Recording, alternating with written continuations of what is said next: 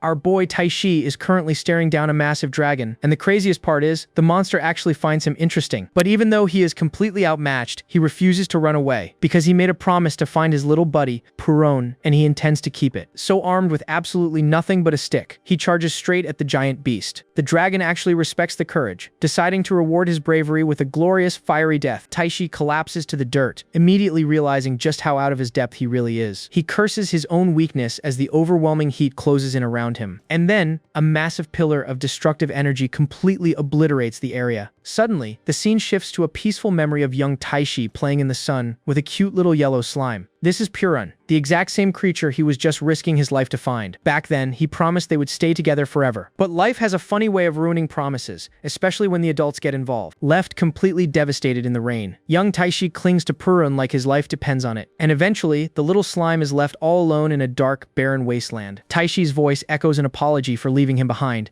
as the poor thing cries in the dark. Our boy suddenly snaps awake, gasping for air as the horrifying nightmare fades away. He tries to shake off the lingering dread, wondering why that memory chose to haunt him today of all days. But his real-life nightmare is just beginning, because a group of bullies immediately slams his head onto the desk. They mock him for being an F-rank piece of trash, and tell him to stop slacking off. Turns out, they gave him a task to complete, and Taishi admits he hasn't finished it yet. Right, as things are about to escalate, a voice suddenly calls out his name. But the lead bully, Kasai, leans in, complaining that Taishi is making them look like the bad guys when they technically paid for his services. And since the F-rank messed up, Kasai decides it is time to collect a penalty. He literally starts charging up electricity in his bare hands, right in the middle of the classroom. He pulls his hand back, fully intending to fry Taishi's brain over a missed assignment. But before the strike can land, a girl steps in and smacks Kasai's arm away. This is Karen, and she quickly reminds the thug that using magic in class is strictly banned. Kasai tells her to back off, claiming he is just teaching Taishi a necessary lesson. His lackeys start mocking Karen, teasing her for playing the hero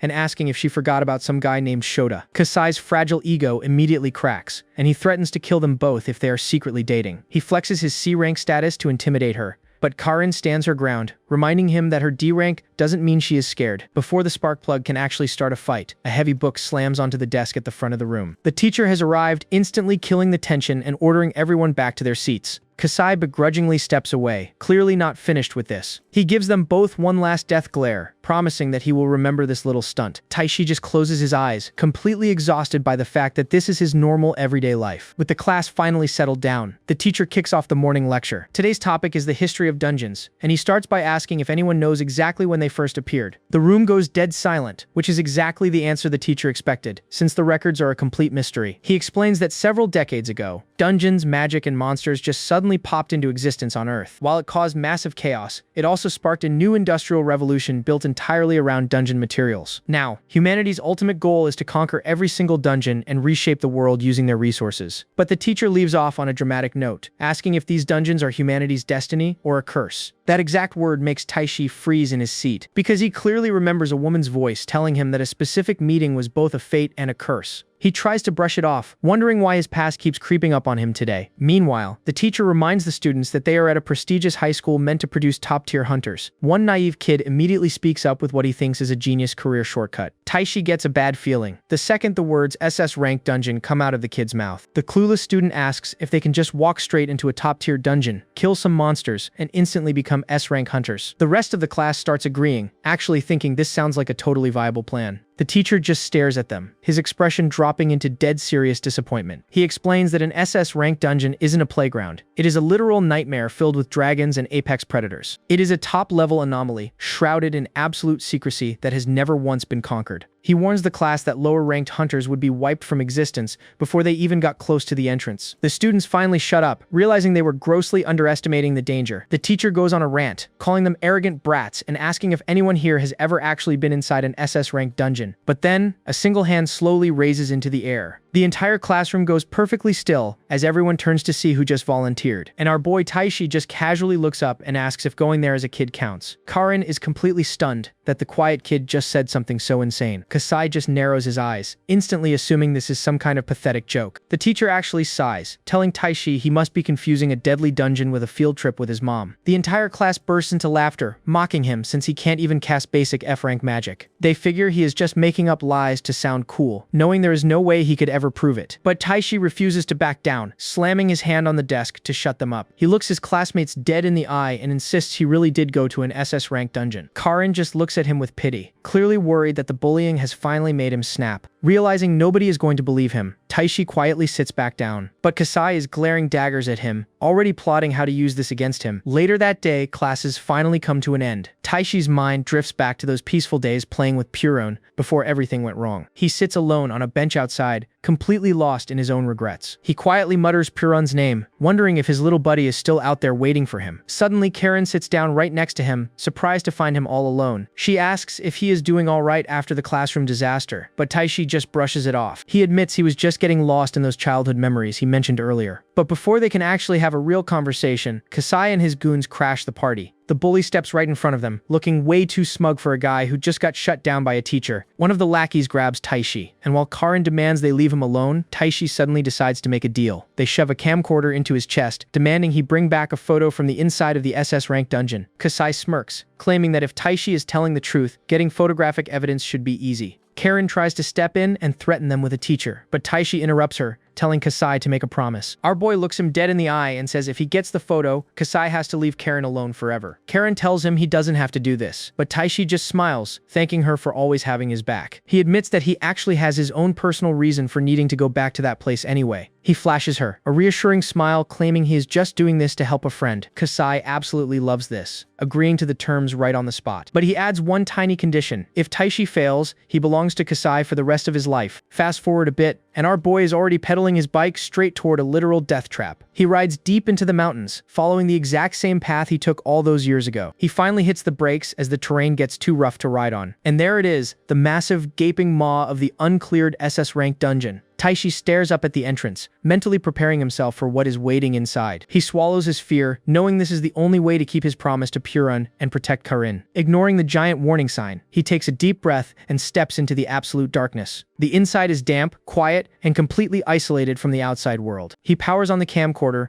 using the tiny light to cut through the shadows as he calls out for his friend. He grips the camera tight, his knuckles turning white from the tension. He announces his return to the empty cavern, desperately hoping to hear a familiar sound. Suddenly, he hears a rustle behind him and immediately spins around. But it isn't Puron, it's just a tiny, harmless-looking pink monster staring back at him. Taishi actually sits down next to it, assuming this little guy was abandoned here, just like his friend was. As a glowing butterfly flutters past, the atmosphere of the cave suddenly starts to feel a lot less threatened. Taishi stands back up, realizing this place doesn't feel nearly as terrifying as he remembered. He steps into a beautiful, overgrown section of the dungeon, wondering if his childhood trauma completely warped his memory. He smiles, thinking maybe the dungeon isn't so bad and that Puron is perfectly safe, completely ignoring the colossal eyes opening right behind him. A massive reptilian pupil locks onto him, as a booming inner voice judges Taishi for being nothing but a weak, pathetic human. Without warning, a devastating pillar of dark magic crashes down right next to him. The sheer force of the shockwave launches Taishi through the air like a rag doll. He hits the dirt hard, his entire body screaming in pain from the impact. But before he can even catch his breath, a massive blur of motion sweeps out of the shadows. The beast's tail slams into the ground right beside him, sending him flying through another explosion of jagged rocks. Taishi lands in a heap, absolutely defenseless as a suffocating purple aura floods the clearing. A colossal black dragon finally steps into the light, openly mocking him for being unable to fight back. Taishi freezes, his blood running cold as he realizes exactly what kind of monster he just woke up. The dragon glares down at him, disgusted that something so weak would dare enter its territory. And the worst part is,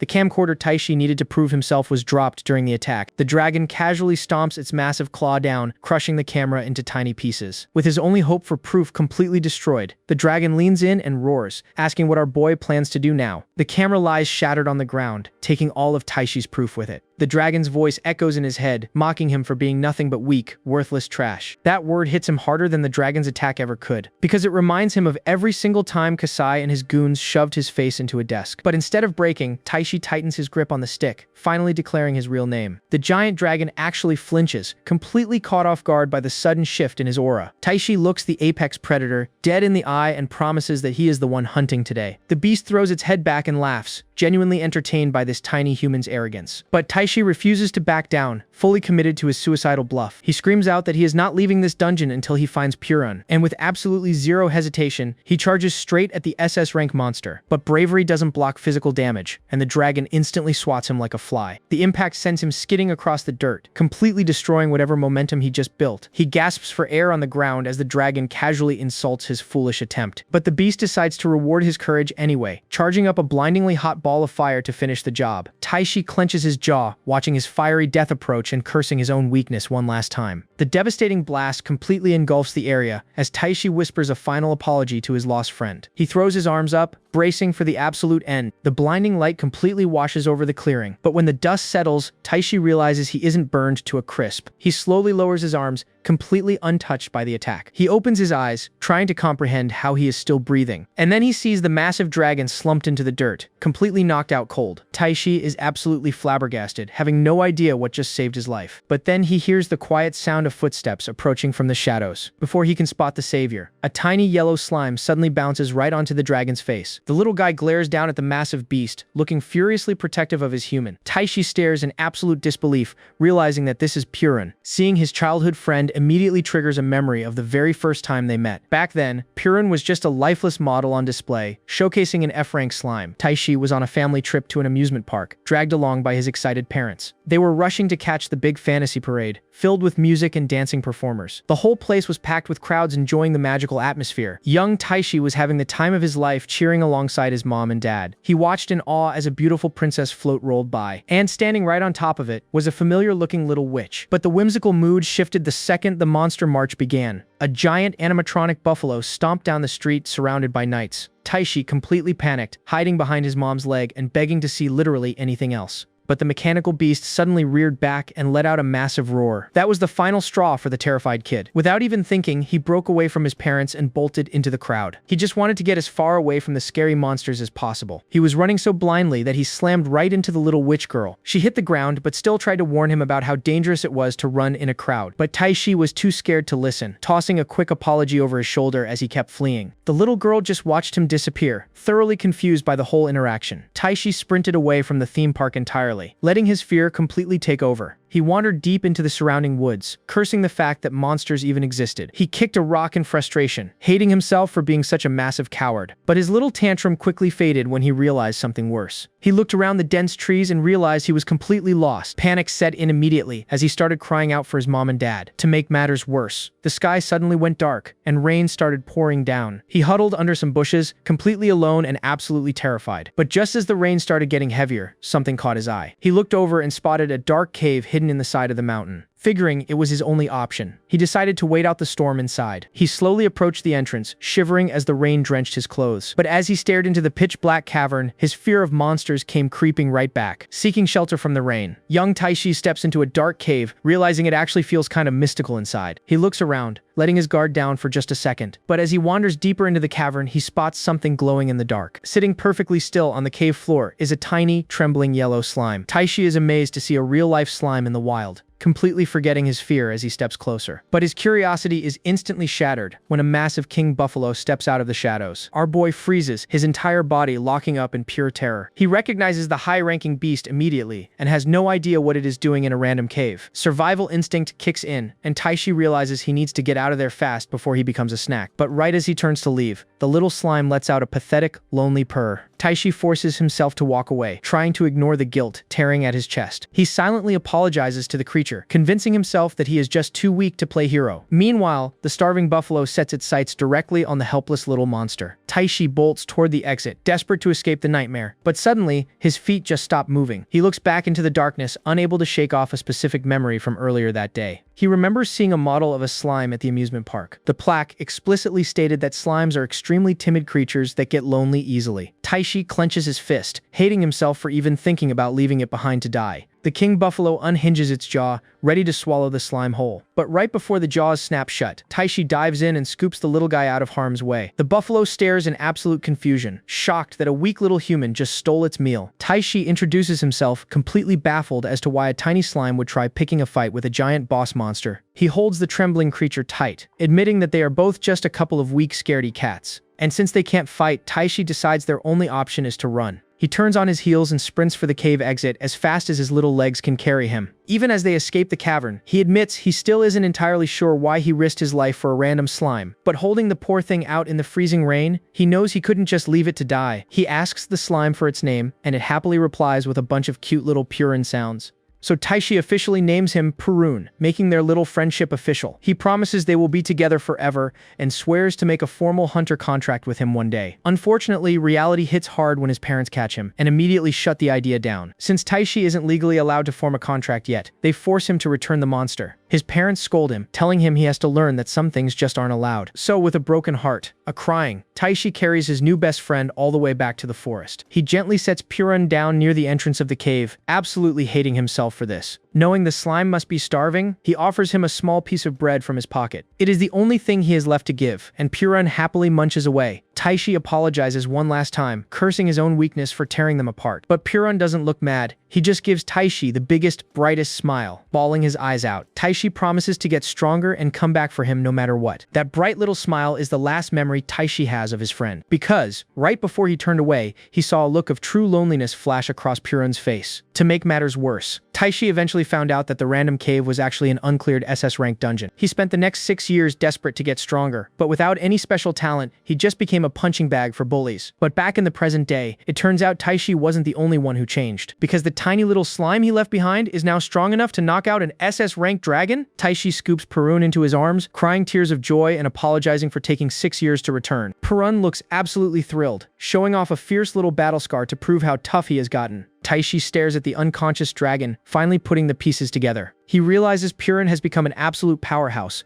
while he is still just an F-rank failure who can't even form a contract. But Purun doesn't care about ranks, happily bouncing up onto Taishi's shoulder. The slime rubs affectionately against his cheek, practically begging to make their childhood promise official. Taishi tries to gently let him down, reminding Purun that he still doesn't have the power to make it happen. But Purun gives him a determined look, refusing to take no for an answer. Suddenly, a glowing golden system window materializes right out of thin air. Taishi stares at the floating hologram, completely clueless as to what is happening. The prompt asks if he wants to form a contract and directly inherit all of Purun's abilities. Our boy's jaw drops as he realizes he isn't just taming a monster, he is about to inherit the power of a boss slayer. And judging by the look on his face, Taishi's life as an F-rank punching bag is officially over. A system window suddenly pops up, asking the ultimate question: does Taishi want to inherit Purun's abilities? Our boy reads the prompt out loud, completely stunned by what is happening. Purun just glows happily, waiting for his best friend to accept the deal. Taishi stares at the screen, realizing his entire life is about to change. With zero hesitation, he reaches out and taps the yes button. Instantly, a massive pillar of golden light erupts from the ground, completely swallowing him whole. The sheer surge of energy forces a scream out of his lungs, but seconds later, his feet touch back down on solid ground. The light fades, leaving Taishi standing there perfectly fine. He checks himself over, confused because he honestly doesn't feel any different. Then, a crushing realization hits him like a truck. He remembers his teacher explaining that a hunter literally cannot form a contract with a monster that outranks them. Taishi drops his head, figuring he was just too weak, and the whole thing failed, especially since Purun disappeared. But then the little guy cheerfully plops right onto his head, completely safe and sound. Taishi smiles but apologizes, assuming his F-rank status ruined their chance to bond. To his absolute shock, Purun suddenly stretches out and wraps directly over his eyes like a pair of glowing goggles. Taishi falls back onto the dirt, completely caught off guard. He sits up and rubs his face as Purun detaches, asking what the little slime just did to him. But the moment Taishi opens his eyes, he sees the world completely differently. A glowing blue status screen hovers directly over Purun, revealing that the little slime is actually level 777 with transcendent abilities. Taishi reads the letters SSS rank and realizes his childhood pet is literally a god-tier monster. To test this new power, he glances over at the massive threat they just dealt with. Sure enough, another screen pops up over the downed black dragon, confirming it is an SS rank boss. Taishi realizes the dragon really was as dangerous as his teacher claimed, and asks Purun if this appraisal skill is one of his powers. The slime happily hums in agreement, but Taishi notices the little guy is suddenly drooling. He breaks out in a sweat, asking if Purun seriously intends to eat an entire dragon. Even for an SSS rank slime, Taishi figures swallowing something that massive is physically impossible. But then he remembers reading the words Transcendent Storage on Purun's stat screen, figuring it is worth a shot. He commands his buddy to store the massive beast. Instantly, a wave of yellow slime shoots out and effortlessly sucks the entire dragon into a pocket dimension. Taishi is absolutely mind-blown by the sheer ridiculousness of this power. He lifts Purun up into the air, celebrating the fact that his buddy is basically an unstoppable cheat code. With the danger finally gone, Taishi happily tells the slime they have all the time in the world to catch up. They start walking back through the dungeon, with Taishi casually reminiscing about the bread he fed him all those years ago. But this heartfelt reunion is violently interrupted by the sound of rocks crunching behind them. Purun senses the danger instantly, his happy expression dropping. A horrifying, massive gray creature drops from the ceiling, slamming into the ground right behind them. Taishi turns around to see a nightmare-inducing humanoid face staring right at him. The monster lunges, but Purun immediately forms a protective yellow shield to block the strike. Taishi jumps back to his feet, suddenly realizing his new eyes are tracking the monster's high-speed movements perfectly. His appraisal skill kicks in, revealing this horror as a level 207 SS rank queen spider. The monster hisses, prompting Purun to wrap Taishi in a full-body slime bubble for protection. One of its razor-sharp legs comes crashing down like a spear. Thanks to the slime's frictionless surface, Taishi effortlessly slides out of the way. Furious, the queen spider rears back and fires a massive blast of purple venom. Taishi dodges again, watching the toxic sludge splash against the cave wall. The venom is so potent that it instantly starts melting through the solid rock. Our boy realizes that if even a drop of that hits him, he is completely done for. He quickly analyzes the situation, noting the beast's insane speed and incredibly wide attack range. Knowing they can't just play defense, Purun suddenly morphs, wrapping around Taishi's back and arms like liquid armor. The queen spider rears up for another massive strike, but with his enhanced vision, Taishi locks onto its weak point, the horrifying humanoid head. The monster grins, thinking it has the perfect opening. It spits another giant glob of corrosive purple venom directly at them. This time, the blast manages to hit Purun's slime armor. The yellow mass starts bubbling and melting under the intense toxicity. Sensing victory, the queen spider charges forward to finish the job, but the monster is suddenly caught off guard as a blinding golden blur flashes past its face. Using the slime to drastically boost his speed and power, Taishi effortlessly slices right through the spider's massive legs. He slides to a halt, wielding a glowing blade of pure slime, finally realizing just how insanely strong they are together. The golden light finally confirms it. His contract with Purun was an absolute success. The queen spider freezes in confusion as Taishi realizes he can now completely predict her movements, and armed with his buddy's power, he knows exactly how to slice right through her. The golden aura fades as Taishi stands victorious over the massive boss. He praises Purun for the perfect assist, declaring that this time, they are finally going home together. Later that night, Taishi pedals his bike through the quiet streets with the slime safely in the basket. He is still riding the high of finally getting his best friend back. They soon pull up to a rundown apartment building, and Taishi happily welcomes Purun to their new home. He throws the door open with a huge smile, inviting the little guy inside. But the second he steps in, all that excitement instantly turns into pure embarrassment. The place is an absolute disaster, completely covered in trash, books, and unwashed clothes. He frantically starts picking things up, begging Purun to just give him a second to tidy up. He nervously laughs it off, claiming he usually keeps the place clean while quickly organizing his desk. Purun doesn't seem to care about the mess, happily bouncing around his new territory. But the little slime suddenly stops, noticing something sitting on a shelf. He stares up at a pair of framed photographs sitting beside a small incense burner. Taishi walks over and quietly strikes a match. He lights the incense sticks, gently placing them in front of the portraits. He solemnly explains that his parents passed away, leaving him completely alone in this messy apartment. Purun affectionately rubs against his cheek to comfort him, and Taishi smiles, grateful he finally has family again. But their touching moment is completely ruined when Purun's stomach lets out a massive rumble. Taishi rushes over to the kitchen, promising to whip something up for dinner. Unfortunately, opening the fridge only reveals a tragic bottle of mayonnaise and a couple of eggs. He checks his empty wallet and sighs, wondering how he is going to afford feeding a growing SSS rank monster. But Purun just gives him a determined look, clearly having a plan. The little slime suddenly transforms into a golden miniature version of the black dragon. Taishi is completely baffled, until he realizes exactly what his buddy is trying to tell him. Purun expands his body and starts dragging the massive black dragon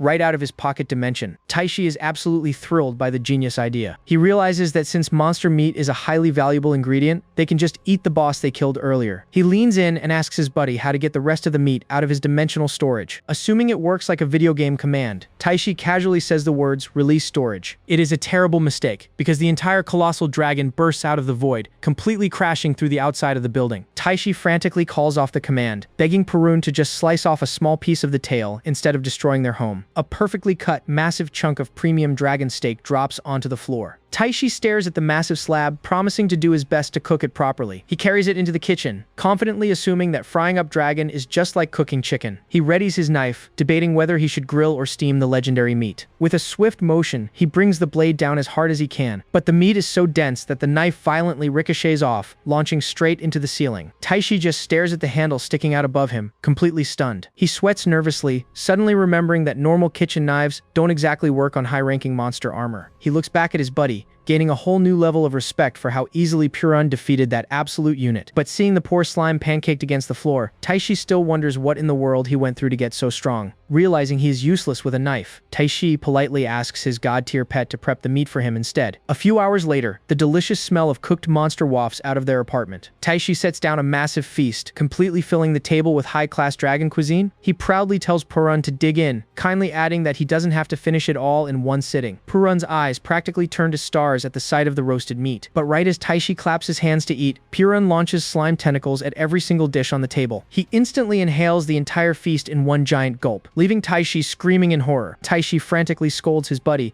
begging him to at least spit out the plates. Purun just sits there happily chewing, completely unbothered by the ceramic. Our guy is baffled that the slime's stomach is still a bottomless pit, but he promises to cook another batch immediately. After throwing together an even larger mountain of food, he confidently presents his masterpiece. But once again, Purun completely wipes the table clean before Taishi can even blink. The slime flops onto the table, whining that he is somehow still starving. Taishi awkwardly smiles, completely accepting his new life as a full-time chef for a gluttonous monster. He returns to the stove and cooks up a literal mountain of glowing golden meat bites, determined to finally fill his buddy up, but the echoing gulp from outside their apartment proves that Purun's appetite is far from satisfied. The next morning, the sun rises over Taishi's apartment, but our boy is already stressing out, brushing his teeth while wondering how many monsters he has to hunt to feed a slime that eats whole dragons. Still, he happily throws on his uniform, admitting he would gladly cook all night if it meant keeping his friend. He kneels by the bed, looking at the sleeping slime and realizing he finally has a real family again. He gives Purun a warm smile, promising that they are going to be happy together from now on. He reaches out and gently pokes his buddy to wake him up for school. But the moment Purun opens his eyes, a dark thought suddenly crosses Taishi's mind. He freezes, his hand hovering over his backpack. He pictures Kasai and his gang slamming his face into a desk like they do every single day. He knows that if Purun sees him acting like a pathetic punching bag, the little guy would be completely heartbroken. So he puts on his bag and turns to leave, deciding it is better to go to school alone. He tells his buddy to stay behind, promising to come straight home. The second classes are over. He tries to bribe the slime with leftover dragon meat and promises to buy good ingredients for dinner. But Purun immediately starts screaming at him, completely refusing to be left behind again. Taishi waves his hands, frantically trying to calm the little guy down. But Purun just starts bawling his eyes out, throwing an absolute tantrum. Taishi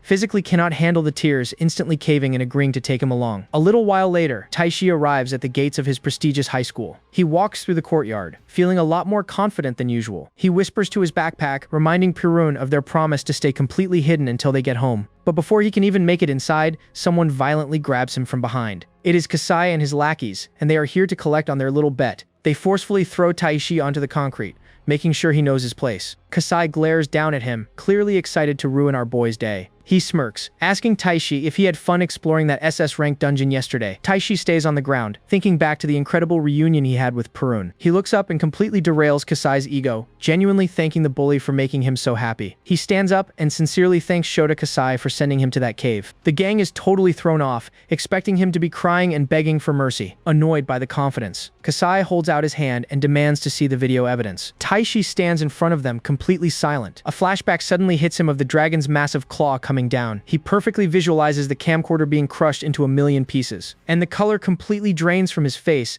as he realizes he totally forgot about the camera. He starts panicking, completely ignoring the bullies to stress over how he is going to pay for a destroyed camcorder on his tight budget. Kasai takes the silence as extreme disrespect and immediately sparks up his magic. But as Kasai thrusts his electrified hand forward, Purun casually pops out of Taishi's bag and effortlessly blocks it. Kasai stumbles back, absolutely shocked that his attack was stopped by the weakest monster in existence. The lackeys are just as confused, wondering why a random slime is defending him. Refusing to be humiliated by a slime, Kasai charges up an even bigger blast of electricity and fires it point blank. But Purun just glares at him, easily absorbing the energy. Kasai keeps pouring on the volts, but Taishi just stands there, totally unharmed. The sheer force of the deflected magic kicks up a massive dust cloud, blowing the lackeys backward. One of the lackeys yells out in fear, realizing that this intense pressure isn't coming from Shota's magic. He realizes this terrifying, overwhelming aura is actually radiating straight from Taishi. Kasai drops to his knees, his entire body trembling in pure fear. The lackeys rush over to check on their boss, completely bewildered by what just happened. Kasai stares up in horror, his ego completely shattered. To him, Taishi no longer looks like an F-rank loser. He looks like an absolute giant. Furious that their boss is scared, the two lackeys charge forward to jump Taishi, but Taishi simply steps into their attack radius. He casually raises his arms, moving faster than they can even perceive. In the blink of an eye, he grabs both of their faces and easily stops them in their tracks. He coldly tells them to stay put unless they want to be beaten to death. He casually drops the terrified goons onto the concrete, leaving the entire gang completely humiliated. Meanwhile, inside the school, Karin hears some students gossiping about a massive fight breaking out in the courtyard. She sighs, assuming that Kasai is just throwing another violent tantrum. But out in the yard, Kasai and his crew are the ones on the ground. For the very first time, the bullies understand exactly what it feels like to be totally helpless, and Taishi just looks down at his own hands, finally realizing what it feels like to have real power. He smirks, finally understanding the rush of power that made his bullies so cruel. Kasai can only kneel in defeat, his pride completely shattered. Taishi towers over him and offers one last chance: apologize for every single thing he's ever done. The demand is a bitter echo of the same words Kasai once used to torment him, but the bully just spits back that our boy is getting way ahead of himself. He grabs Taishi's arm, trying to channel his electric powers for a last-ditch attack. Kasai lunges forward, screaming that this F-rank trash has no right to look down on him. Taishi actually smiles, welcoming the challenge because he knows this fight is already over. But out of nowhere, Karin jumps right between them, desperately trying to stop things from escalating. In the chaos, Taishi's hand strikes her by accident, and the whole world seems to freeze. The smug look instantly vanishes from his face,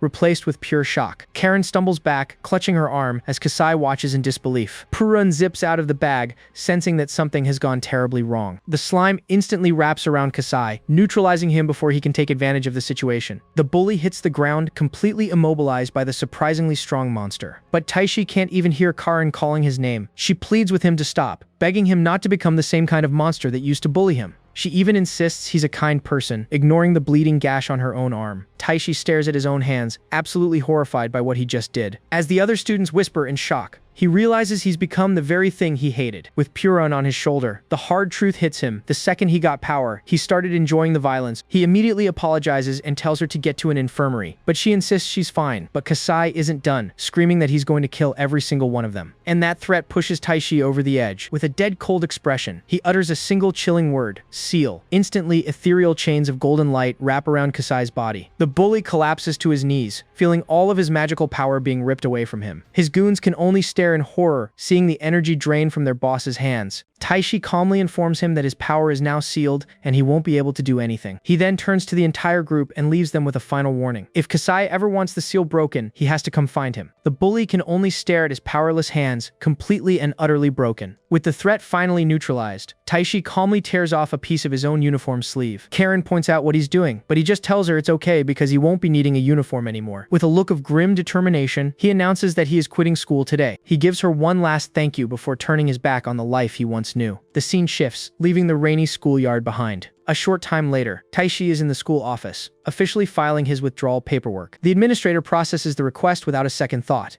Of course, the gossip mill is already running wild, with students speculating that Kasai is to blame for him dropping out. Meanwhile, back in the classroom, a now powerless Kasai stews in his own silent fury. He clenches his fist, the rage boiling just under the surface. He can only curse under his breath, knowing he's been completely and totally humiliated. Taishi walks through the school grounds one last time, no longer a student. He suddenly stops, a gut feeling telling him he's not alone. And there she is, Karin, waiting for him near the school gate. He immediately asks if her injury is okay, and she reassures him that it's been properly treated. He apologizes again, his voice filled with genuine regret for hurting her. She smiles gently and tells him to stop apologizing, showing him the fresh bandage on her arm. She asks why he's here, and after he confirms he finished the withdrawal process, she looks concerned. He admits that dropping out felt surprisingly simple, almost like it was fated to happen. She pleads with him, asking if he's really leaving and if there isn't another way. But Taishi explains that ever since he got his new power, he can't control it, and if he stays, the whole school could be in danger. He admits that staying was just about his ego, and now he needs to become a proper ranker to master his abilities. Karin looks at him with genuine worry, asking if he'll be okay all on his own. He gives her a confident smile as Purun pops out, assuring her that he's got the best partner in the world. She can't help but smile back, admitting that he's definitely gotten a lot braver since that little slime came back into his life. Purun seems almost embarrassed by the praise. Karin tells him she believes in him and promises that she'll be rooting for him on his new path. Taishi thanks her for always being there for for him and swears that one day he will definitely repay her kindness. And her gentle smile tells him that she knows he means it. But before he leaves, Karen holds out her phone and asks for his number. She tells him to contact her if anything happens, and a flustered Taishi quickly adds her to his contacts. With a final wave goodbye, she gets into a sleek black car and drives off, leaving him behind. But just as he's about to walk away, his phone starts ringing. He answers, and it's Karen on the other end telling him to save her number and not forget the favor he owes her. But then she adds something that completely catches him off guard. She says she believed him from the very beginning. She knew he'd been to that SS rank dungeon and is just glad that he made it back safely this time. Taishi is absolutely floored, completely stunned that she had faith in him when nobody else did. As her car disappears down the street, he finally connects the dots. Akazuki Karin, successor to the massive Akazuki group. She's the most popular girl in school, from a world so different from his own. He always thought they could never even be friends, but now, he's not so sure. Purun just snuggles against his neck, happy that his friend is happy. Meanwhile, inside the car, Karin's cheerful expression fades as she looks down at her phone.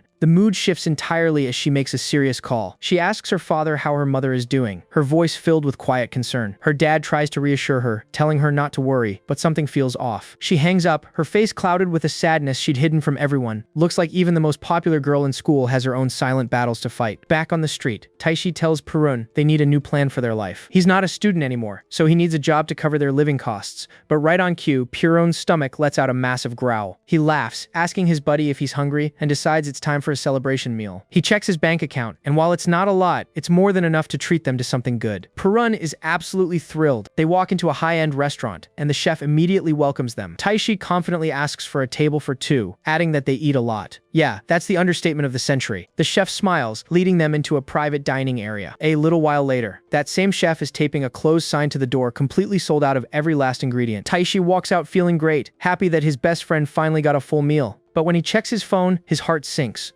The bill wiped out almost his entire life savings. Reality hits him like a ton of bricks. He has to start earning serious money, or they'll be homeless in a week. A new fire ignites in his eyes. He knows there's only one place to go, the Dungeon Association, where hunters turn monster slaying into cold, hard cash. He arrives at the massive, modern building of the Tachikawa branch. He heads inside, surprised by how quiet and empty the place seems. He makes his way over to the front desk to get started. He nervously tries to get the receptionist's attention, and the guy who turns around looks less like a clerk and more like a Yakuza enforcer. Taishi can't help but wonder if this is the right place for an F rank. Nobody. Suddenly, the receptionist claps his hands together with terrifying speed and force. Taishi jumps back, startled, but the guy just calmly says he was swatting a fly. His sharp gaze locks onto Taishi, making our boy feel like he's being interrogated. Taishi stammers that he's here to sell something, but his mind flashes to a news report about a string of thefts where high schoolers ambush rankers and steal their kills. Because of this, the association is now heavily investigating any low-level player trying to sell high-rank monster materials. And that's his exact situation. Selling the dragon meat would make him public enemy number 1. The receptionist's intimidating aura grows as he asks again what Taishi wants to sell. Taishi starts sweating, his original plan completely shot. He has to think of something else, and fast. His eyes dart over to a stack of quest request forms on the counter. In a moment of sheer panic, he pivots, declaring he's here to sell himself. He wants to take on a quest. The receptionist raises an eyebrow and asks for his rank. Taishi quietly admits he's F rank. The guy doesn't even blink, pointing him toward the volunteer department since they only handle C rank quests and above here. But Taishi knows volunteer work won't pay the bills, especially with Purun's appetite. So with a burst of insane confidence, he declares that he wants a B rank request. The receptionist just stares at him. An F rank wanting to take on a B rank quest is a death sentence, but Taishi just smiles, puffing out his chest and claiming that he and his friend can clear it no problem. The guy looks around, confused. Your friend? You mean this slime? Taishi proudly says yes, explaining that he and Purun have been friends for a long time and can do anything together. Purun puts on his most intimidating battle face to back him up. The receptionist isn't buying it, grabbing Taishi's shoulder and telling him this is a joke, but our boy refuses to back down. Taishi lays it all out. He's an orphan, a high school dropout, and he desperately needs money to live. The receptionist's intimidating expression softens for just a second. Taishi looks him straight in the eye, showing nothing but raw determination. And once again, the receptionist claps his hands together, startling our boy. But this time, the tough guy act completely shatters as he starts crying, moved by Taishi's fighting spirit. He starts giving a passionate speech about how the Dungeon Association was made for people exactly like him. He wipes a tear from his eye, completely won over, and with a slam of his hand on the desk, he declares he has the perfect B-rank quest for them. It's a simple collection request. Gather high-grade mana grass from a nearby dungeon. No fighting required.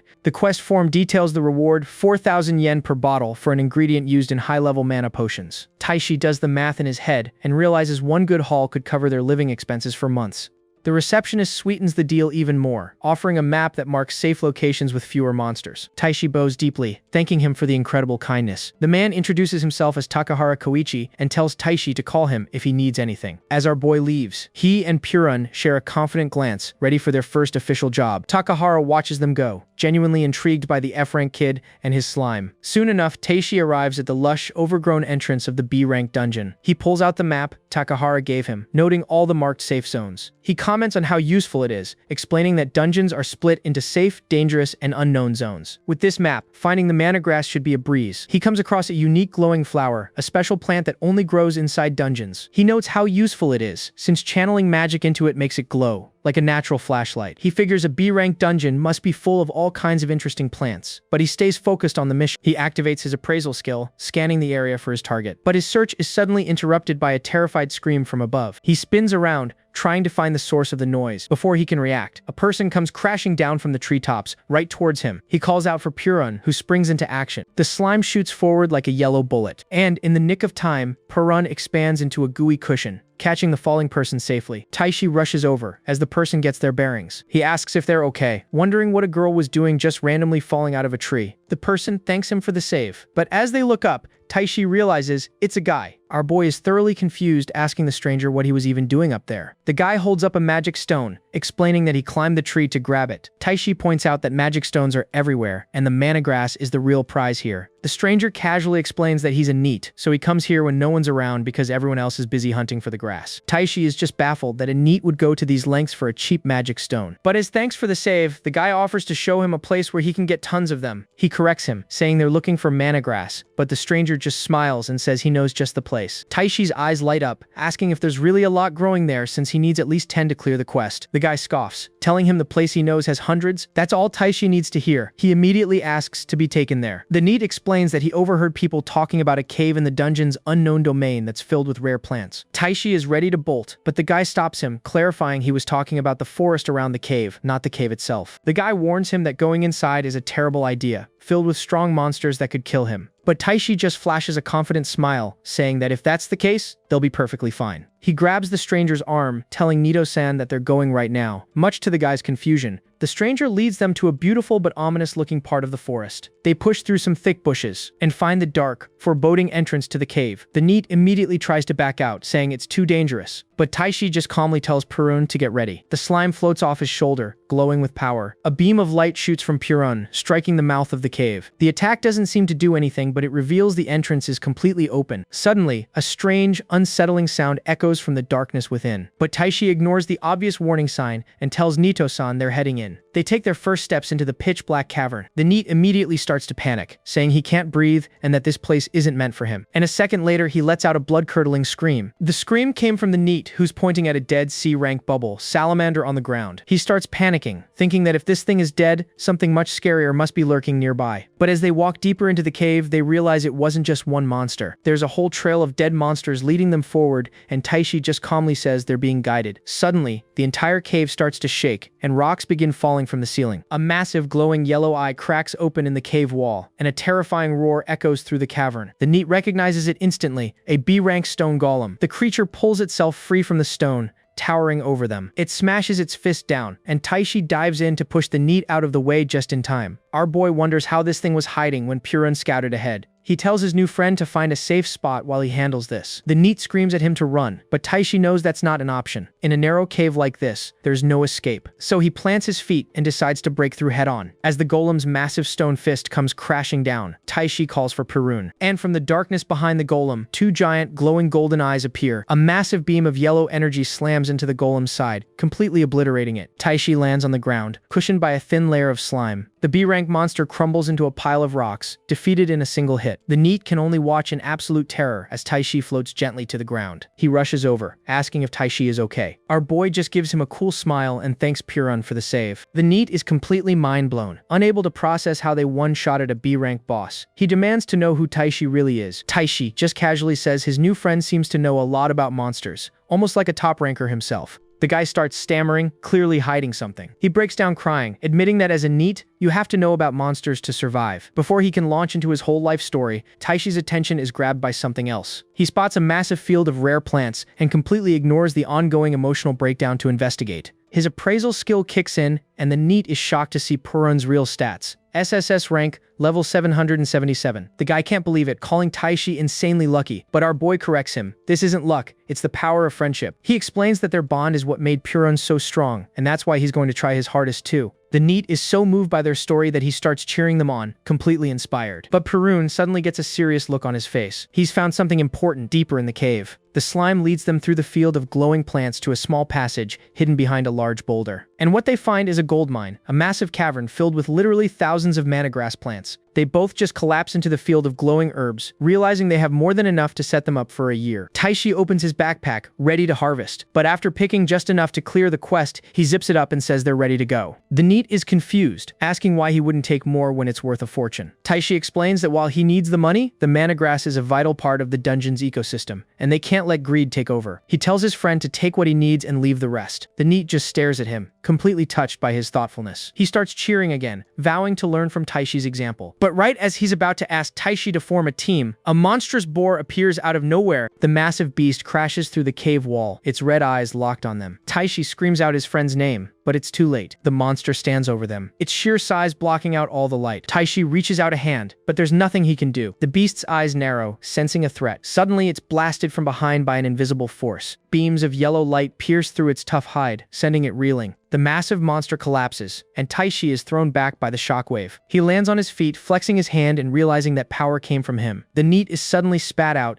covered in a protective layer of yellow slime. Taishi rushes over, making sure he's okay. The guy is completely dazed, explaining that everything went dark for a second before he ended up in a weird warm place. Taishi breathes a sigh of relief, thanking his lucky stars. He knows that if he'd been even a second slower, his new friend would have been a goner. But the NEET just laughs it off, thanking Taishi for saving him and telling him not to worry. He clenches his fist, realizing he never wants to feel the pain of losing someone important again. The NEET just watches him, a new kind of respect in his eyes. And then, he completely breaks character, tackling Taishi in a massive hug and declaring that our boy is the greatest guy ever. Taishi tries to shrug him off, but the guy is just too happy, telling him not to worry because he gets it. Sometime later, they arrive back at the Dungeon Association headquarters. This time, the place is packed with other hunters, making the NEET a little nervous. He admits he's not used to crowds, but they both know they have to sell the mana grass. Takahara welcomes them back, and the NEET is instantly intimidated by the receptionist's massive presence. He whispers that Takahara looks like a monster, but Taishi just calmly introduces him as the guy who helped them on their quest. Takahara immediately starts crying again, impressed that they finished the mission so quickly. He wipes away his tears of pride and gets down to business, asking how much grass they managed to collect. He's absolutely stunned when Taishi unloads his backpack, questioning how they gathered so much in such a short time. He correctly guesses that they went into the Forbidden Cave in the unknown territory. He mentions the B-rank king wild boar that lives there, but the NEET proudly announces that Taishi and Perun took it down in a single blow. Takahara's jaw drops. One-shotting a B-rank boss is practically unheard of for a rookie. He looks at Taishi with a dead serious expression, asking if what the NEET said is true, because defeating that boar means they cleared a B-rank dungeon. The NEET excitedly confirms the story, getting a little carried away with the details. Takahara raises a hand to silence him. He tells them to wait while he processes the settlement for both the grass and the monster parts. As he walks away, he's still trying to wrap his head around an F-rank tamer with a slime companion clearing a B-rank dungeon. He glances out at the crowded lobby, wondering just who on earth this kid is. A few minutes later, Taishi and his friend are staring at their phones in disbelief. The reward is astronomical. Takahara explains it's one of the top 5 highest payouts this week and asks Taishi what he's going to do with all that cash. Taishi smiles, saying he's going to pay off his bills and buy Perun a feast. Takahara nods, saying he'll keep an eye out for more quests for them. As they leave, the NEET is still on cloud 9, cheering in the middle of the lobby. Takahara watches them go, a small smile on his face. He has a feeling he'll be seeing a lot more of Taishi and Perun. Outside, the NEET thanks them, saying that meeting them has made him realize a lot about his own life. He decides he wants to be more true to himself from now on. Taishi gives him a thumbs up, telling him he knows he can do it. His new friend waves goodbye, promising that the next time they meet, he'll be a changed man, and they can finally form a real team. As he walks away, Taishi pets Perun, grateful for all the amazing people he's met since their reunion. With business taken care of, he tells his buddy there's only one thing left to do, pay off their debts, and then go shopping. They hit the stores, ready to finally enjoy the fruits of their labor. Perun gets a cool new hat and glasses combo, and they both pick out some new clothes. They stop by a bakery, their eyes wide at all the delicious treats. And Back home, Taishi whips up a professional-level meal in the kitchen. With full bellies and clear minds, it's time for a well-deserved break. Taishi sinks into a hot bath, feeling completely relaxed. He comments on how long it's been since he could just unwind like this. He turns to Perun, who's happily floating beside him, asking if he's enjoying the bath too. But his moment of peace is short-lived. As he relaxes, his mind drifts back to the chaos at school, and he starts to worry about Karen. Perun seems to read his mind, suggesting that if he's worried, he should just contact her. Taishi gets out of the bath, drying off. He picks up his phone, hesitating. Is it really okay for him to message her after everything that happened? He second-guesses himself, thinking it might be too much. But then he remembers she told him he could message her anytime. Still, he feels weird about calling so late and decides to just send a quick text instead. But right as he's about to type, his phone starts ringing. His heart leaps into his throat when he sees the caller ID. It's Karen. He nervously answers the phone, and she asks if he's doing okay. He tells her he's fine and asks if she's alright. Noticing something is off, her voice sounds a little down and he can't shake the feeling that something's wrong. Back at his place, Taishi is on the phone with Karen, who is wondering how he was doing. He proudly tells her he just cleared a B rank request. He explains his new plan is to keep taking on association requests to make a living. Then asks if she's doing okay. She says she's fine, but then brings up something that happened at school with Kasai. Just hearing that name makes Taishi's skin crawl. Karen tells him the bully was making a huge scene, screaming that his skills were gone. Perun knows exactly why, and he's not sorry about it, it's payback, and the guy still hasn't even bothered to apologize. Karen agrees that he's a lost cause and promises she'll make sure he gets what he deserves. Taishi senses her tone is a little off, and he realizes she probably didn't call just to talk about Kasai. And that's when the conversation takes a turn. She asks him about his parents and how they passed away in an accident. She quietly asks if it was hard for him. He admits it was painful, and even now, the memory still hurts. Karen immediately apologizes for bringing up something so sensitive, but Taishi tells her it's okay. That's exactly why he's determined to live a happier life now, for their sake, with the new friends he's made. His sincere answer makes her blush, and she thanks him for being so open with her. But then she cuts the conversation short, saying she has to go and will call him back. She hangs up the phone,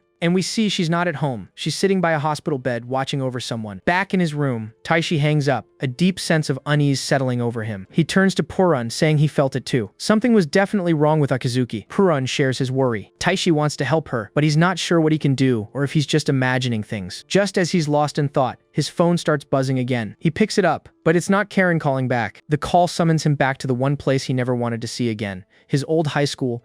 He arrives at the principal's office, where his homeroom teacher is waiting for him. The teacher explains that the principal wants to discuss his withdrawal and asks him to come to school tomorrow. Walking down the hall, everyone is staring at him. The rumors are already spreading like wildfire. He defeated Kasai, cleared a B-rank dungeon, and some are even saying he conquered an SS-rank dungeon. He's called into the office, and the principal greets him, saying he's heard a lot about him. Then, the principal drops an absolute bombshell. He wants to cancel Taishi's expulsion and have him come back to school. Taishi is completely stunned. Cancel his expulsion? The teacher explains that Karen told them the whole truth about the bullying. He then has the nerve to say Taishi should have told him sooner, but our boy knows that's a lie. He tried, and this guy ignored him every single time. The principal promises to resolve the matter immediately, acting like he actually cares now. He even offers Taishi a special deal. As long as he files activity reports, he won't have to come to school every day and can operate freely as a hunter. Taishi is shocked. The principal knows about his dungeon work? Of course he does. The principal then gets to the real question. Why did he hide his power for so long? Is he aiming for an A-rank dungeon? He laughs it off, telling Taishi to just stay as a student, like it's some kind of favor. And that's when it all clicks. This isn't an apology, they just want him back because he's a wonderful talent they can use for the school's reputation. With a cold expression, Taishi turns them down flat. He has no intention of returning and plans to continue his new life, but the principal isn't giving up, noting that his emotional wounds are deeper than he thought. He calls someone into the room, telling Taishi that some other children have something to say to him. Taishi looks up, and his eyes lock onto the person he least wanted to see. Kasai. The bully awkwardly tries to greet him, with his two goons trailing behind. The principal sits back, enjoying the show he's orchestrated. On cue, the three of them bow deeply, screaming that they were wrong and begging him for forgiveness. Taishi just stares, completely unimpressed by this pathetic performance. The teacher asks if he feels better now, trying to pressure him into accepting their apology. The principal sweetens the deal, offering to punish the homeroom teacher who covered everything up,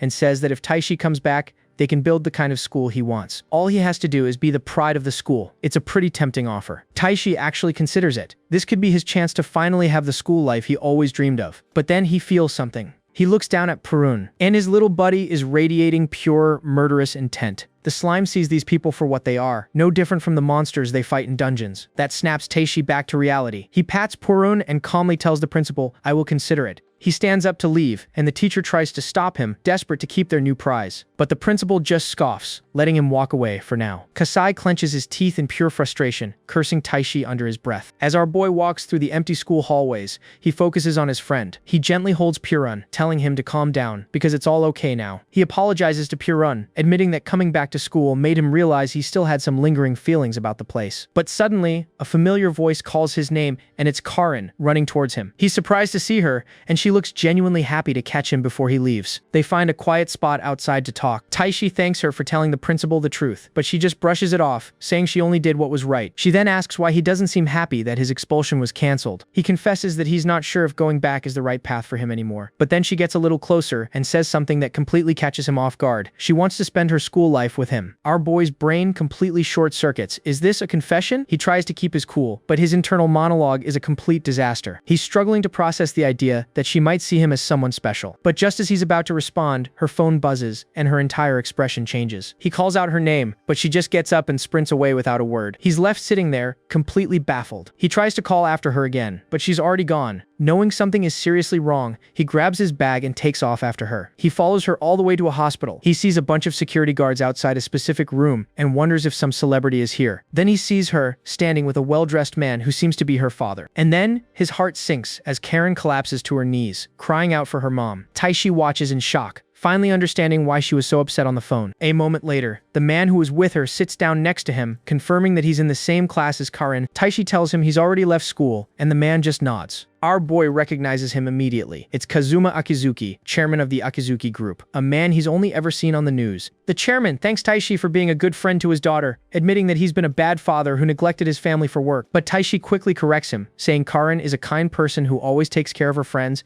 and he's the one who's always been in her care. The chairman is grateful to hear that, but his expression turns to one of deep sorrow. He explains that his wife's illness is what made Karen so gloomy. He's drowning in regret, admitting he was so buried in work that he didn't realize how bad things had gotten until it was too late. Listening to him, Taishi is hit with a wave of his own past trauma. The chairman tells him the doctor said to prepare for the worst. He spent a fortune on the best medicine, but there's nothing more that can be done. He's completely powerless. The man's despair is all too familiar to Taishi. He remembers the crushing feeling of helplessness after his parents died, being left all alone in the world. But then, right when he was at his lowest, he remembers Karen approaching him at school, asking to study together for an exam because he was good at math. He corrects her father, telling him that she's actually the top student who always gets first place. She didn't need his help at all. She just found a reason to reach out and pull him out of his darkness. Taishi. Her words were a lifeline, telling him to keep moving forward no matter what. And now, he knows it's his turn to be the one to help her. The chairman looks relieved, saying he's glad she has such a good friend. Just then, his assistant shows up, reminding him about an important online meeting. The chairman apologizes, explaining that even in a situation like this, his work doesn't stop. But before he leaves, he has one favor to ask for Taishi to stay by Karin's side. Taishi immediately agrees, blurting out, "Yes, you can count on me, father-in-law." He instantly freezes, realizing what he just said, and has a full-blown panic attack in his head. Meanwhile, inside the room, the heart monitor beeps steadily. Taishi peeks through the door, his heart aching for what Karin is going through. He sees her sitting alone by her mother's bedside, and he can't just stand by and do nothing. He sits down in the hallway, his mind racing. He looks at Purun, asking if there's anything they can do, convinced there has to be a way to save her. He is determined to repay the debt he owes her. And that's when Purun's expression gets dead serious. The little slime starts to vibrate. He seems to have an idea. A bright light suddenly shines from the top of his head, and an image of a beautiful, glowing blue flower flashes in Taishi's mind. He knows exactly what this means. A legendary healing item. Purun hops off his shoulder and lands on the floor. The little guy looks back at him, a determined look in his eyes. It's time to go on a new quest. To show him what he means, Purun sprouts a little flower-shaped tendril from its body. It gives the slime flower a little nod before reabsorbing it. The little guy starts to shake with concentration, and then he transforms into a giant, muscular form, flexing to show Taishi that he's ready for a fight. A spark of hope ignites in Taishi's eyes as he asks the big question: can that plant save Karin's mother? Purun pops back to his normal size, and Taishi is ecstatic. "I knew you'd have a plan, so where do we find it?" In response, Purun projects a bright shimmering light onto the hospital wall, and the image that forms makes Taishi's blood run cold. It's the entrance to the SS rank dungeon. He looks at his friend, his heart heavy, knowing what a painful place that is for him to return to. But Purun just gives him a look of pure determination. They're doing this no matter what. But as Taishi pumps himself up, he hears Karin's voice from behind him. He whips around and apologizes, thinking they were being too loud,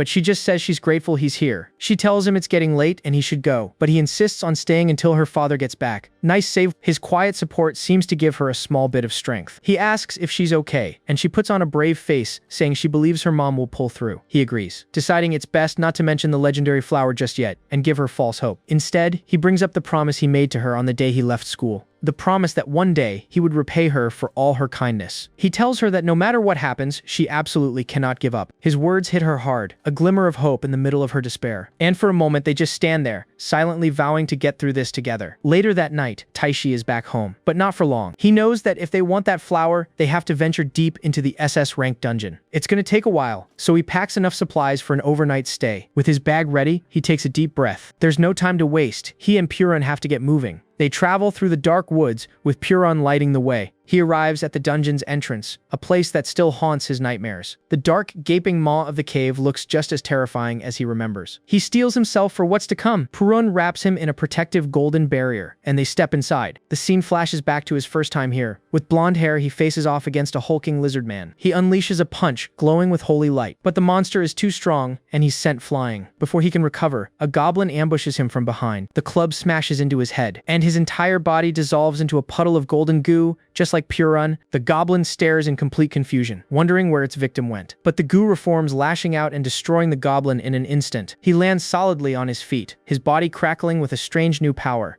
But there's no time to figure it out, because he's immediately swarmed by a horde of monsters. He knows the sheer number of enemies means they must be getting close to their goal. He plants his feet, ready to go all out. Time to clear a path. He unleashes a massive attack, screaming nuclear fusion. A wave of pure energy erupts from his body. He becomes a blur of golden light, cutting through the horde. The attack rips through the cavern, wiping out everything in its path. He lands, breathing heavily from the exertion. Behind him lies a field of defeated monsters. The path is clear. We snap back to the present, where Taishi is already exhausted. He realizes he was in such a rush that he forgot to pack any food. Puron is starving too, and now they have to scavenge for something to eat in this hellscape. But suddenly, Puron senses something and starts hopping towards a dark cave. A cold feeling of deja vu washes over Taishi. He knows this presence. He's felt this killing intent before. That's right, it's the dungeon's boss, King Buffalo. The cave is the monster's den. Taishi's instincts kick in, and he yells into the darkness for the beast to get out. A massive claw wraps around the cave entrance as a voice booms out, "So, you're not running away today." The terrifying Minotaur steps out of the shadows, ready for round 2. Taishi notes that the boss's form is completely different from last time. It's evolved. The monster sneers, welcoming the little rats back to its lair. He gloats that Taishi is the only prey that ever managed to escape him, and he vows to devour him this time. With a terrifying roar, the Minotaur lunges forward. He's so fast that Taishi barely has time to react. The beast slams into him, grabbing him by the horns. But as he flies through the air, he sees the real threat, its tail, whipping around for a second strike. Puron instantly forms a shield, but the attack is just too fast. They block it, but the force is immense. Taishi realizes the monster was aiming for Puron on his shoulder from the very beginning. And just like he planned,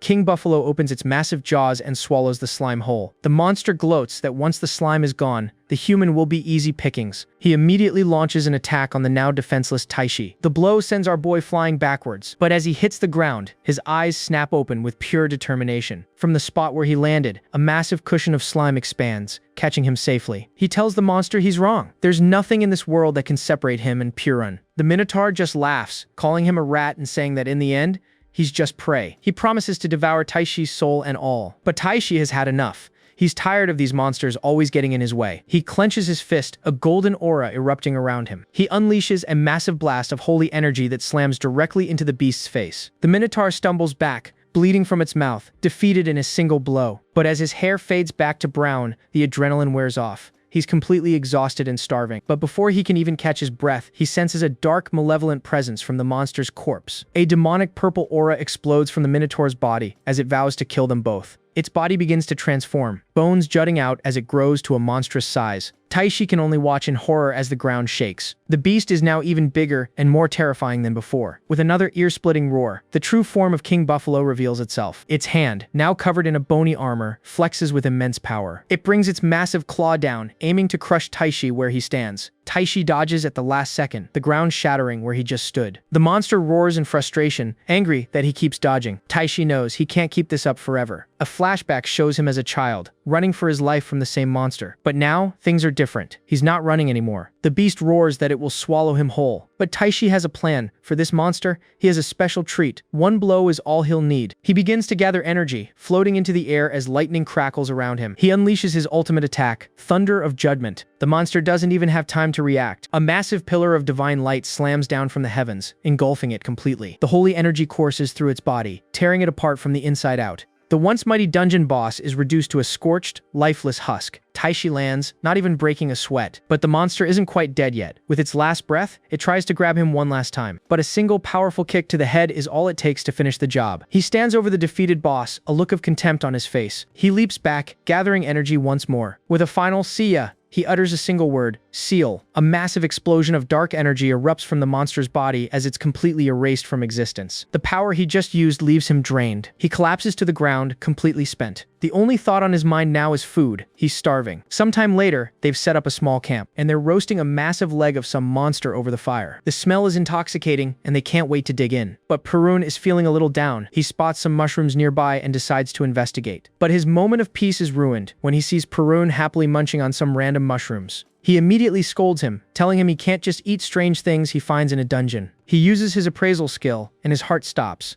It's a dungeon poison mushroom, and its toxin is 50 million times stronger than a pufferfish. He completely freaks out, trying to pry the mushroom out of Puron's mouth, but it's too late. The slime swallows it whole with a happy little gulp. Taishi panics, scrambling for an antidote, convinced his best friend is about to die. But when he checks Puron's stats, he sees the poison only dealt a single point of damage. And before he can even process that, the single point of damage instantly heals, with his friend perfectly fine. Taishi just sighs in relief. Yeah, he was worried for nothing. With the meat finally cooked, they dig in. After their meal, Taishi decides it's time for a short break before they continue their search. Exhausted from the fight, he lies down and passes out almost instantly. Perun watches over his sleeping friend, a gentle smile on his face. But then, the slime's expression turns serious. He knows Taishi is too tired to continue right now. So, with a look of grim determination, he decides to go on ahead alone. He silently slips away into the darkness of the cave. A little while later, Taishi wakes up with a start. He sits up and realizes he's alone. Purin is gone. He starts calling out his friend's name, his voice echoing in the empty cavern. He stands up, a horrible feeling creeping into his heart. He suddenly remembers this is the exact spot where, as a child, he abandoned Purun because he thought he was too weak. The guilt hits him like a ton of bricks. For Purun, this place is full of painful memories, and he dragged him right back here. He slaps himself, trying to snap out of it. He has to find Purun, now. He knows that if he just concentrates, he should be able to sense his friend's presence. He closes his eyes and focuses, and then he feels it. He follows the feeling, pushing deeper into the cave, but it leads him to a dead end. He can feel Purun's presence coming from right behind this solid rock wall. He reaches out a hand, confirming that his friend definitely passed through here somehow. He decides to take a running start, and phases right through the wall, landing in a heap on the other side. He looks back in shock. It wasn't a wall at all. It was a hidden entrance. He can't help but wonder who would go to these lengths to hide something and what they were trying to protect. He slowly gets to his feet, and what he sees takes his breath away. Hidden deep within the dungeon is a massive ancient temple. A temple in a place like this? It doesn't make any sense. But he knows one thing for sure. Perun is inside. He calls out his friend's name, hoping he's okay. He takes a step forward and feels something squishy under his feet. It's Purun, peeking out from behind a pillar. Taishi calls out to him, wondering why he ran off on his own. He scoops him up, telling him how worried he was. Purun just winks, as if to say, "Don't worry, I got this."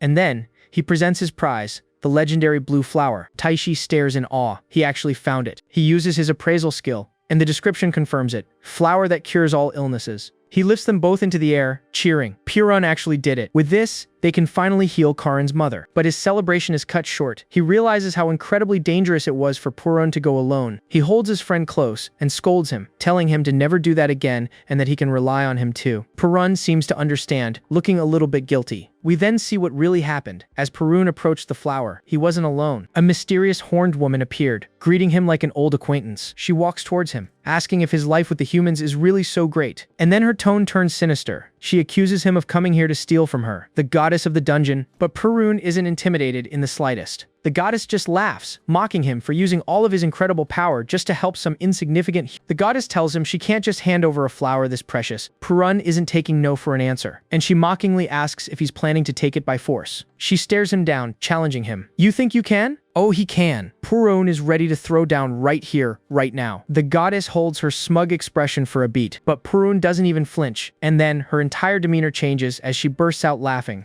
saying she was just kidding. She casually tells him to go ahead and take it, claiming she has no reason to stop them. She even urges him to hurry before she changes her mind. But there's something deeply unsettling about her smile. Not wasting a second, Perun makes a beeline for the flower. He's absolutely beaming, so happy he found a way to help. But the goddess mutters that he shouldn't get too excited, because eventually all humans abandon their friends. He ignores her poisonous words and carefully plucks the miracle flower. She continues to taunt him, calling him pure and questioning why he still trusts humans. She tries to twist the knife, reminding him of how he was abandoned in this very cave once before. She warns him that humans are fickle creatures who will use him and throw him away the second he's no longer convenient. But Purun has an answer. He doesn't say a word, he just points back towards the entrance with a slime tendril. The message is clear, Taishi is his friend. The goddess finds the concept amusing and finally relents, telling him to take the flower and go. And with his prize secured, Purun bounces away as fast as his little slime body can carry him, which brings us back to the present, where Taishi is just happy to have his friend back. From the shadows of her hidden temple, the goddess watches them reunite. Taishi is completely oblivious, just relieved that Purun is safe. But the goddess's expression is anything but kind. Back in her temple, a vision of Purun appears, crying all alone. The poor guy is completely heartbroken, but the goddess just smiles. She whispers that their meeting was fated, and a curse. And as Taishi runs off, she tells him to enjoy that curse while it lasts. Back in the real world, Taishi is sprinting through the hospital, with no idea of the darkness he just left behind. He races down the hallways, his heart pounding in his chest. He's praying, pleading with the universe, please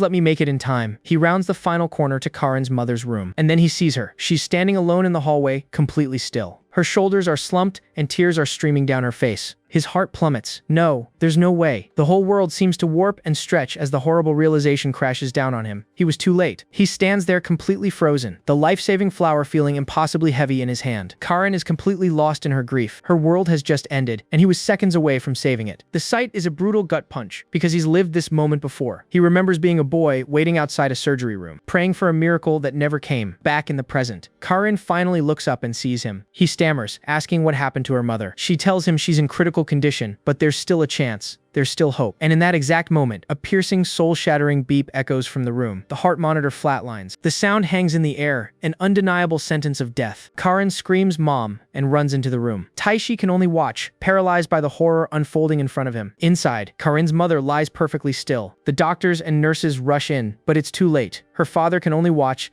just as helpless as everyone else. Taishi stands in the doorway, seeing a reflection of his own past. The medical staff look on with grim faces. The doctor hangs his head. There's nothing more he can do. Karen collapses into her father's arms, her entire world shattered. And for Taishi, the scene is almost too much to bear. He's transported back to the morgue, kneeling before the covered bodies of his own parents, reliving the worst day of his life. The weight of it all, the past and the present, becomes too heavy, and his backpack slips from his shoulder. But Taishi isn't giving up. He's holding the one thing that can change everything. With this flower, he declares, we can save her. He bursts into the room, telling everyone there's no time to lose. He holds the flower out, urging them to use it quickly, but Karen and her father just stare in confused silence. A nurse tries to quiet him down, telling him this isn't the time or place, but he pushes past her, desperately trying to convince them. The nurse tries to stop him, telling him he can't cause a scene. Even Karen's dad is completely baffled by his sudden outburst. Karen remembers a promise he made to her once. A promise that if he came back from the SS rank dungeon, some other guy would stop bothering her. She looks at him, and the pieces finally click into place.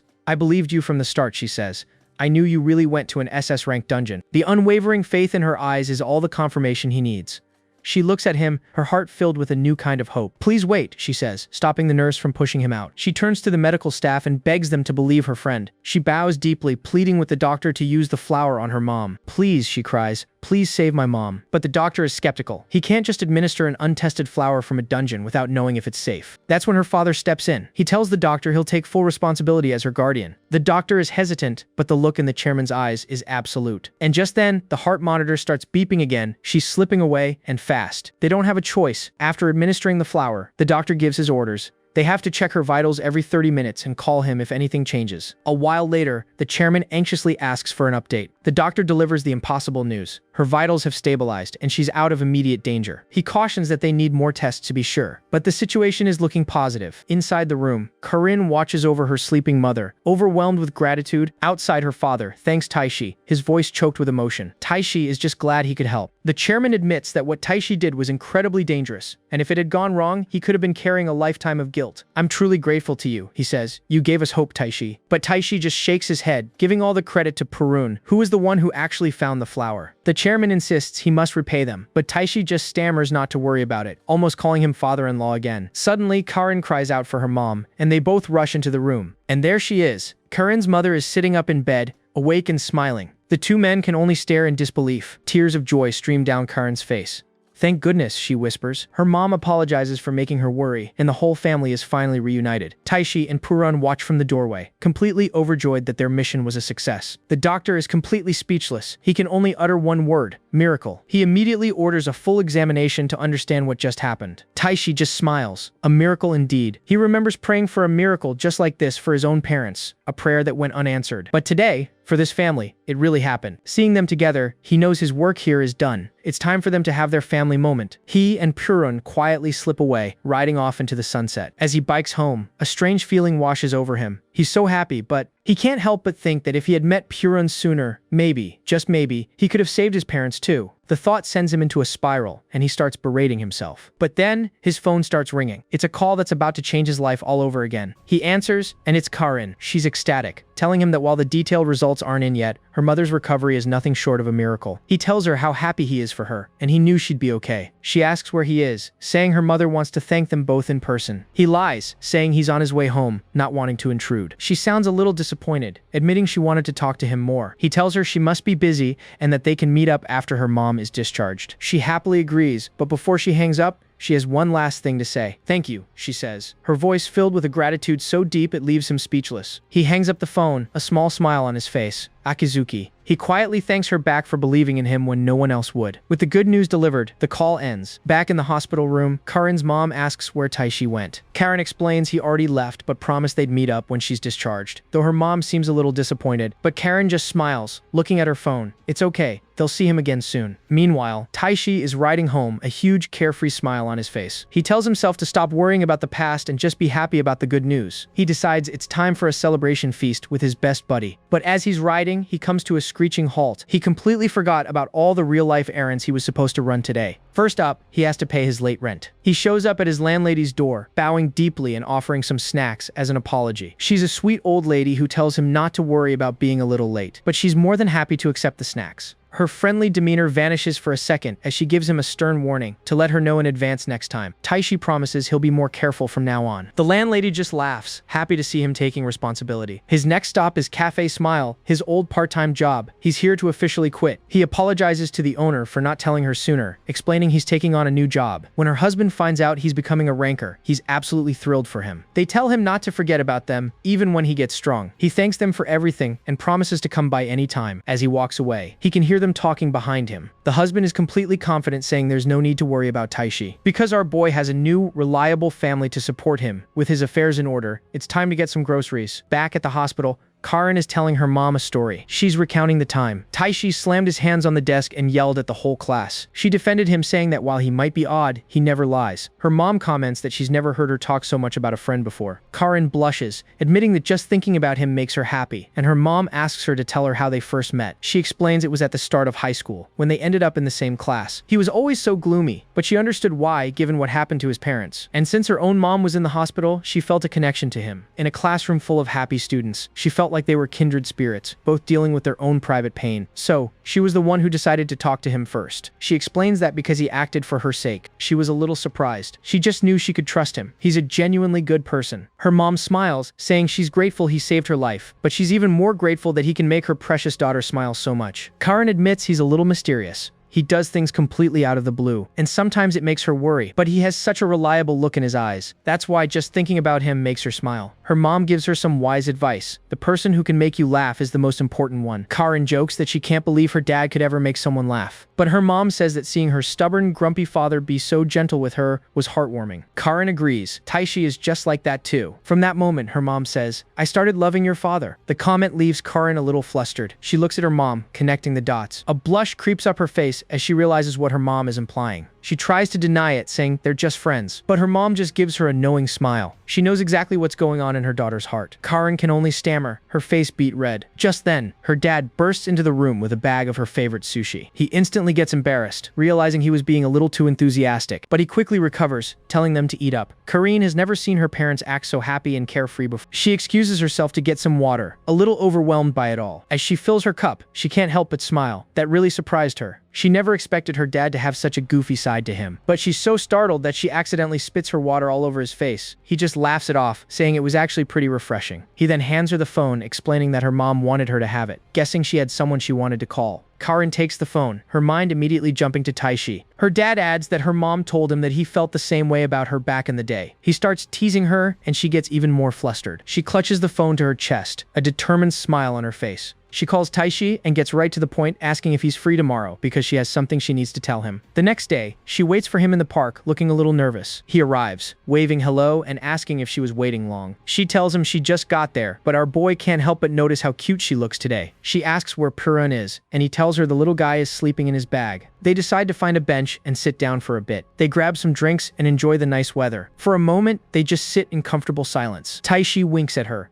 asking if she's in a good mood. Of course she is, now that her mom is healthy and she's smiling again. His simple, honest words make her blush. He's just so glad that his new awakened power could be used to help someone. It makes him happier than any amount of money or fame ever could. But his heartfelt moment is interrupted by a familiar jiggle from his backpack. Purun pops out, awake and ready for some fun. The little guy starts bouncing around them, clearly just as happy as they are. But their cute moment attracts some unwanted attention. A tourist with a camera starts snapping photos. The camera spits out a Polaroid. The guy walks over and hands it to them, saying they look so close he had to capture the moment. Taishi takes the photo, their hands brushing for just a second. They look at the picture together. It came out great. A perfect snapshot of a perfect day. He tells Karin she looks amazing in it. She suddenly gets a burst of energy and tells them it's time to play. Taishi just smiles, happy to see her so full of life again. He agrees, and the three of them run off to enjoy the rest of their day. The scene flashes through a montage of their perfect date. They go shopping and try on silly hats. They go to the movies, with Purun happily munching on popcorn. They get ramen, with Purun getting his very own bowl. And they get ice cream, with Purun trying to steal a bite of Taishi's cone. As the day comes to an end, they walk side by side, both of them glowing with happiness. Taishi suddenly remembers that she wanted to tell him something. Even Purun, who's now dozing in Karin's bag, seems to perk up at that. She gets a little shy, admitting that because he helped her so much. She often finds herself thinking about him, worrying about him, wondering what he's doing. But just as she's about to confess, the sound of a helicopter roars overhead. The wind from the chopper kicks up a massive cloud of dust, completely ruining the moment. A group of men in black suits descend from the helicopter on ropes. They land right in front of them, with military precision. And leading the group is a very familiar face. Taishi recognizes him instantly. It's Mr. Takahara, the receptionist from the Dungeon Association. He can't believe it. Why is he here? And why did he arrive in a helicopter? Takahara explains that he rushed over as soon as the association heard what he'd accomplished in the SS-rank dungeon. And then he gets right to the point. The S-rank Dungeon Association wants to appoint him as an official S-rank adventurer. That's right, he's being promoted to one of the most elite ranks in the world. Taishi is completely floored. S-rank, ranker, him. The other agents are just as skeptical, muttering that he doesn't look like S-rank material. One of them mentions the rumor that he captured and ate the red dragon, but another dismisses it. But Takahara silences them, saying that's exactly what they're here to find out. He asks Taishi to come with them to take the official S-rank ranker test. He explains that S-rankers hold power equal to the state itself, so they have to be properly verified. He gives Taishi a confident smile, saying that if he truly has the qualities of an S-ranker, the test should be a piece of cake. Takahara asks him one final time, will he take the test? The whole world seems to fade away. As he looks at Karin, his confession cuts short. She looks at him with worried eyes, asking if the test is dangerous. He gives her a gentle smile. He looks her in the eye and asks, will you trust me this time too? He explains that his whole life he's been looked down on, but this is their chance to finally prove their worth. So please, trust me, he says, with a smile so full of confidence that she can't help but believe in him. I'll do it. He promises that when he gets back, they'll continue their conversation. She blushes, knowing exactly what he means. With his resolve hardened, he turns to Takahara and declares, I'll take the test. With that, they're all airlifted out by the helicopter. Karin watches them go, a million emotions swirling in her heart. As he flies away, he gives her one last wave, promising he'll be back soon. She cheers him on from the ground, telling him to do his best. The helicopter flies over a vast mountain range as Takahara explains that from now on, he'll be taking tests and missions. The first one is simple. You just have to survive, he says, pointing to the massive canyon dungeon below. He hands Taishi a map on a tablet. The goal is to reach the final point within 24 hours. He introduces the 3 agents who will be evaluating him. If he fails to reach the destination in time, gets seriously injured, or if any of them don't approve, he fails. Takahara announces they're about to land at the starting point. The helicopter hovers in the air, the wind whipping around them. The agents start to panic, telling him they haven't landed yet, but Takahara just calmly states that this is the starting point. Taishi just smiles, knowing this is where the strongest monsters are. So if he wants to take the shortest route, he just has to jump. The agents scream as he leaps out of the helicopter without a second thought, and as he falls, massive golden wings sprout from his back. Down in the canyon, the monsters look up, sensing a new power. Taishi focuses his energy, calling upon the power of the moon. A blinding flash of light erupts from his body. The entire canyon is engulfed in a massive explosion of holy energy. The helicopter is thrown around by the shockwave. The agents are completely stunned by the unbelievable power he just displayed. Takahara demands a status report on the A-rank monsters below, but the agent just stammers that there's no reaction. They're all gone. From the air, they see him floating peacefully, surrounded by his golden wings. He wiped out dozens of A-rank monsters in a single attack, without taking any damage. They've never seen power like this before. Takahara realizes that the stories about the SS rank dungeon were true, and this kid's power is on a whole other level. But just as they're processing this, one of the agents shouts that they're getting another monster reading. Down below, Taishi senses it too. Something big is coming. A massive dragon-like creature erupts from the ground. It's an S-rank earth dragon, and it's not happy about its nap being interrupted. Taishi prepares for another battle. He unleashes his spiral attack, wrapping the dragon in a vortex of golden energy. The beast is torn apart from the inside. He calls out the name of the technique, Cushion, Supreme Spiral, and the S-rank monster is reduced to a shower of blood. A short while later, the helicopter lands and the agents look at Taishi with a newfound respect. One of them asks if he still has to reach the final point to finish, and they all just scream in unison, "Test cleared," as they fly back. Takahara explains that if he succeeds in his next official mission, he'll be promoted, and his S-rank promotion mission is to hunt the king crab in the underwater dungeon. Taishi thinks it sounds easy enough, but Takahara warns him it's not that simple. The underwater dungeon is A-rank, but only an S-ranker can find and hunt the king crab inside. Taishi asks why that is. It's because the dungeon is located in the deepest part of the ocean. On the helicopter, the other agents are nervous. One of them asks if Takahara is really sure about this, reminding him it's an S-rank mission. The female agent agrees, saying this is on a completely different level, and even reaching the entrance will be tough. But Taishi isn't worried. As long as he has Purun with him, he knows they'll be fine. Purun pops out with a confident cheer. The pilot announces they're arriving at the diving point and tells them to prepare to descend. Taishi gives him a thumbs up. He's ready. The helicopter hovers over the dark, churning ocean. It's time to go. Without a word, Taishi leaps from the helicopter, plummeting towards the dark ocean below. He trusts his partner completely, yelling, "Purun, I'm counting on you." The slime instantly envelops him in a Purun bubble, a special skill that lets him breathe and move freely, even in the deep sea. They hit the water with a massive splash. As they descend, he's amazed to see that there really is a dungeon at the bottom of the sea. Purun transforms into a manta ray shape to guide them down faster. Taishi is a little confused by the sudden change in direction, but Purun starts glowing, concentrating his energy. He's building up power for a massive attack. The resulting flash is blinding. It's his nuclear fusion skill. By compressing his body to an atomic level, he can generate immense light and heat,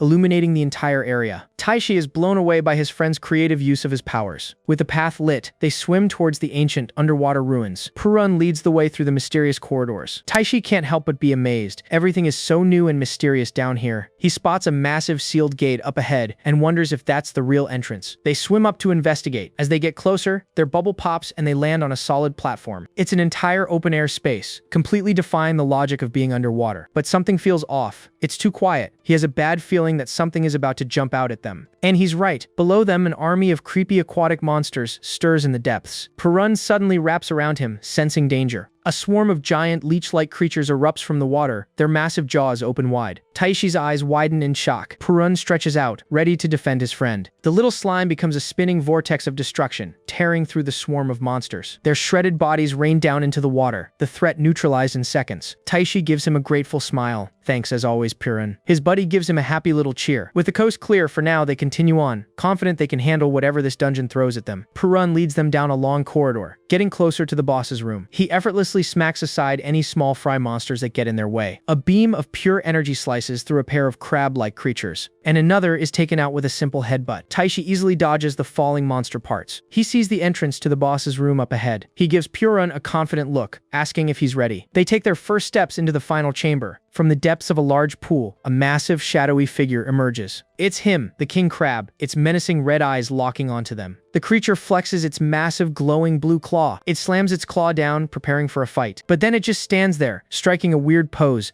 Taishi is completely baffled. A single drop of water splashes from its claw into the pool. He has no idea what it's doing. Is it trying to provoke them? He doesn't want to, but he knows they have to get in the water to fight this thing. He stands at the edge of the pool, steeling himself. But before he can even make a move, a massive blade of water shoots up and nearly takes his head off. An A-rank charging swordfish leaps from the pool. And it's not alone. A giant octopus, also a rank, emerges from the depths. Looks like this is a 2-on-1 fight. But Perun is not impressed. He leaps into action, glowing with power. A single, powerful blast of energy completely cooks the swordfish. And the octopus suffers the same fate, turning into a perfectly grilled takoyaki. The two A-rank monsters float lifelessly in the water, defeated before they could even attack. Taishi is practically drooling. They look absolutely delicious. But just as he's about to fantasize about his next meal, the real boss finally makes its move, tackling him from behind.